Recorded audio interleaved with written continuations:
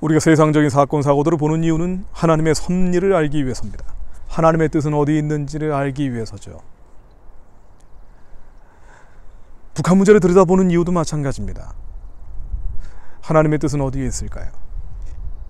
북한이 또다시 미사일을 날렸습니다. 3월 들어서만 4번째고요. 개수로 따지니까 3월 들어서만 9개째 날렸더군요. 코로나19 사태가 터졌는데요. 왜 이럴까요? 북한의 물자가 남아 돌아서가 아닙니다. 북한은 그야말로 김정은의 스위스 비자금 계좌까지 탈탈 털어날리고 있는 것이라고 봐야 합니다. 이것은 뒤집어 얘기하면은요, 북한이 그만큼 심각한 위기 상황임을 입증하는 것입니다. 조중 국경이 이미 폐쇄된 지 한참이 됐습니다. 북한의 무역량 90%가 날아가 버렸죠. 물가는 30에서 40% 정도가 뛰었습니다. 더 심각한 것은 북한 군부입니다. 117만 명이나 되는 북한 군인들, 의료체계, 방역체계가 돼 있지 않기 때문에 그야말로 이대로 내버려 뒀다가는요, 안에서 쿠데타라도 일어날 판입니다. 90년대 중후반 대량하사 당시 육군단이 쿠데타를 일으키다가 육군단 자체가 없어지지 않았습니까?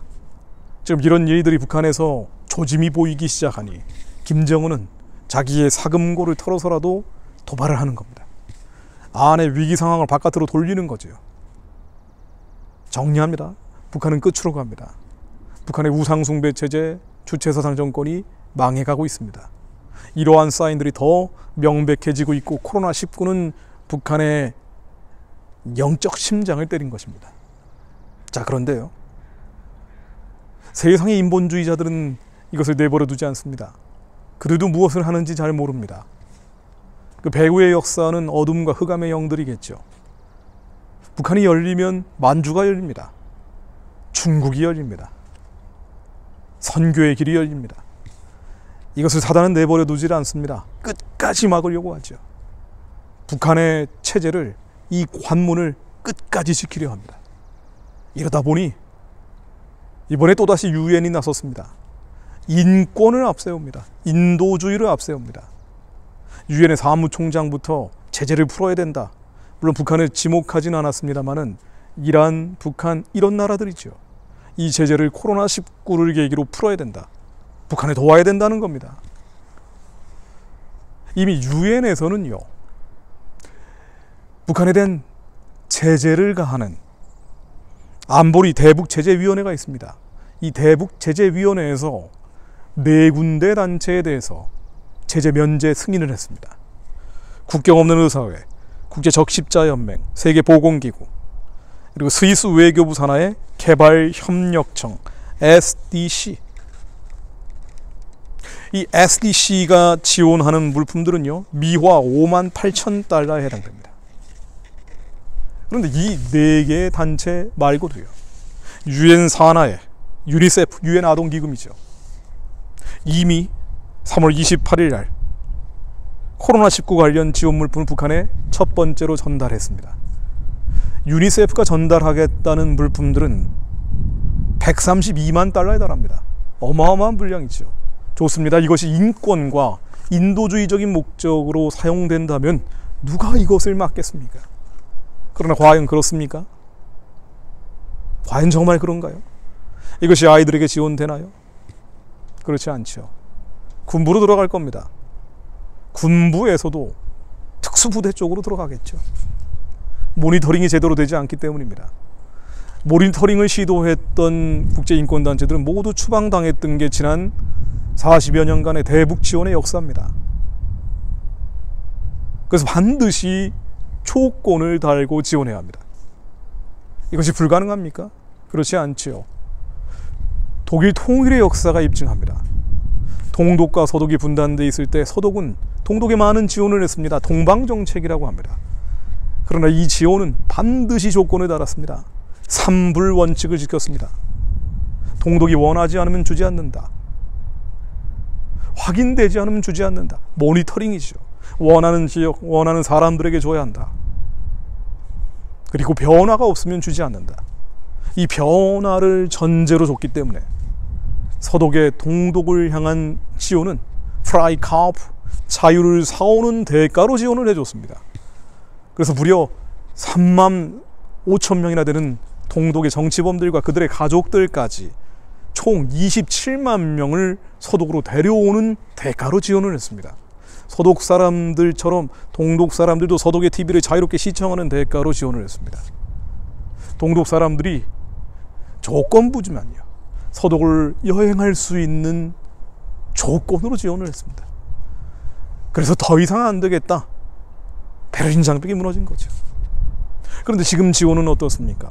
인권과 인도주의라는 외피를 걸치고 있지만 무조건 지원, 무작정 지원, 무차별적 지원, 산무 지원이죠. 이 지원은 북한의 우상체제, 끝나가는 저 체제를 강화시킬 겁니다. 북한의 주체 정권, 망해가는 저 정권을 연장시킬 것입니다. 결과적으로는 2,500만 노예가 된 저 가련한 자들의 고통스러운 삶을 계속시킬 것입니다. 이제 마지막으로 가고 있는데 세계 인본주의자들은 똘똘 뭉쳐 북한의 어둠의 진을 무너뜨리지 않으려고 발버둥치고 있습니다. 미국의 폼페이오 국무장관까지 나섰더군요. 북한 체제를 돕겠다는 얘기입니다. 어제 오늘 일은 아닙니다. 북한이 무너지려 할 때마다 결정적인 순간에 지원의 손길을 국제사회는 펼쳤습니다.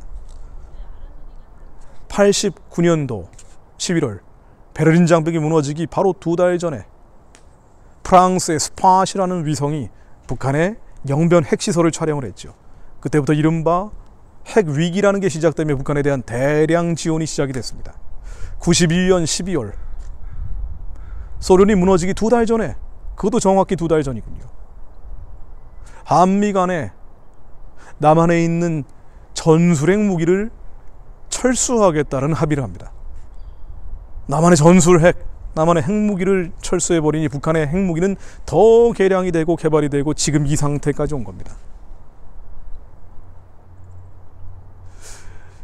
베를린 장벽이 무너지고 소련이 무너졌을 때 북한도 무너졌어야 하는데도 불구하고 이런 결정적 순간에 숨통을 터주는 역사들이 지금까지 반복되었고 지금도 되풀이되고 있습니다. 남한 정치를 봐도 별로 소망이 보이지 않습니다. 제가 말하는 소망은요, 북한을 열고 복음을 전하는 제사장적 사명을 감당할 그러한 정치적 흐름이 보이지 않는다는 겁니다. 그저 적화나 맞겠다는 거죠.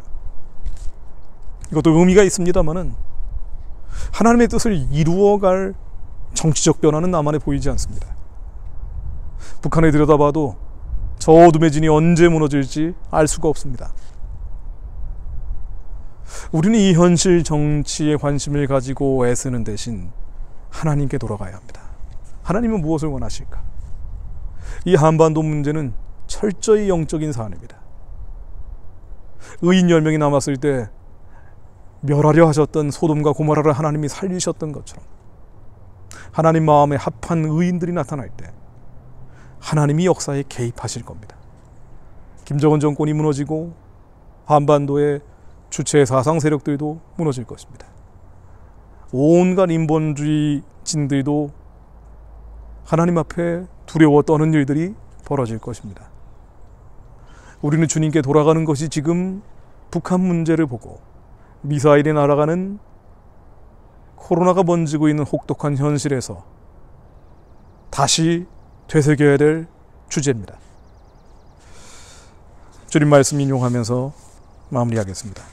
마태복음 5장 46절 48절. 마태복음 5장 46절 48절. 너희가 너희를 사랑하는 자를 사랑하면 무슨 상이 있으리요?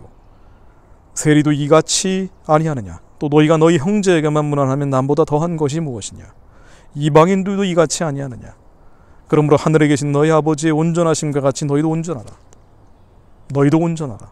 이 온전하라는 것은 하나님이 사랑이신 것처럼 우리도 사랑 그 자체가 되어야 된다는 것이죠. 우리는 현실을 볼 때 너무 답답하고 갑갑하지만 주님 말씀처럼 온전해지는 것이 우리의 첫 번째 선택입니다. 우리 안에 미움과 증오와 분노와 용서하지 못했던 마음들과 용납하지 못했던 모든 강팍한 심령들을, 이 돌 같은 마음들을 십자가에 못 박고 다시 주님께 돌아가 사랑으로 채우는 것. 그래서 우리 안에 역사하시는 주님의 영이 이 한반도 위에 역사하실 수 있도록 부르짖어 기도하는 것. 우리가 하나님 마음과 합할 때, 모세처럼 얼굴과 얼굴을 맞대며 주님을 만나 뵙게 될 때, 그때 우리의 선포는 주님의 말씀으로 역사하실 겁니다. 우리가 모세가 되는 것. 이것이 지금 이 혼란스러운 시대에 하나님이 원하시는 우리를 향한 부르심입니다.